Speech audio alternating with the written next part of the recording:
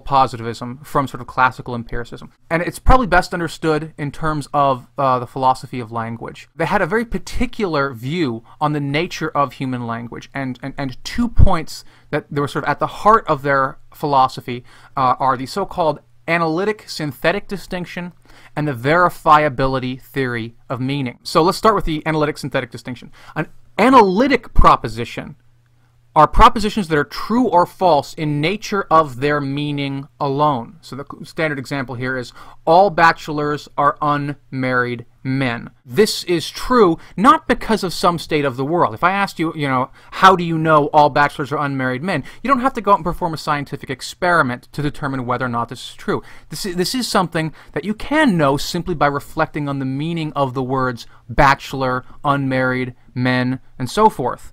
If you understand what these words mean, you will understand that this sentence is true, regardless of whether or not there are any bachelors in the world. You could kill every single bachelor in the world, you could kill every single human being in the world, and it would still be true that all bachelors are unmarried men. But, and here's the crucial thing for the positivists, this is not a truth about the world. This is a truth that's true only of words. It's what Hume calls a relation of ideas. And so that's there to be contrasted with synthetic propositions. Synthetic propositions are ones that are true or false in virtue of how the world is. So, for example, all bachelors are bald. That's a synthetic proposition. That one happens to be false, of course. There are plenty of bachelors who are not bald. But the only way you could know that is if you go out into the world and look at bachelors. You could not know that simply by reflecting on the meanings of the words themselves. You have to actually investigate the world.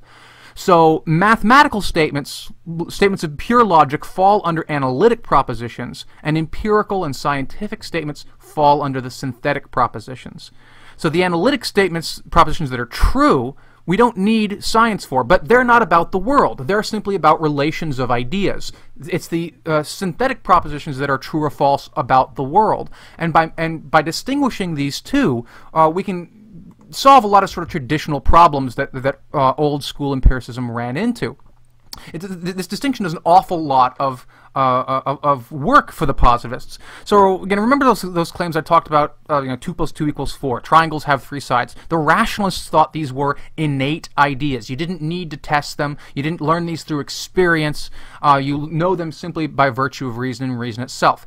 The positivists can sort of get around this problem now. It may be the case that 2 + 2 = 4, independent of how the world is. It may be the case that we don't need to test this empirically. This can look like a problem for empiricism, because if all knowledge comes from experience of the world and 2 + 2 = 4 is true independent of how the world is, how do we reconcile this? Well, now we've got a way around it. This sort of claim is analytic. It's true by definition. It's a stipulation. It's a convention. It's not something that's sort of in our heads from birth.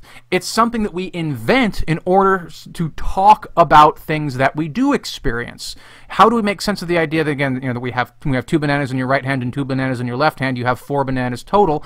We invent this language to talk about these experiences in the abstract. But that doesn't mean that these abstractions are true about some aspect of the world. So truths of mathematics, truths of logic are not fundamental metaphysical facts, according to the positivists.